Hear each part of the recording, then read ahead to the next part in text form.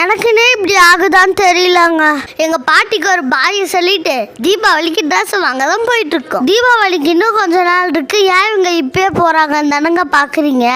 இப்ப போனா கொஞ்சம் கூட்டம் கம்மியா இருக்கும் தானங்க, அதனால தாங்க. வாங்க அதுக்கு முன்னாடி ஒரு டீ போட்டுடலாம். இவங்களால மட்டும் அது எப்படிங்க முடியுது?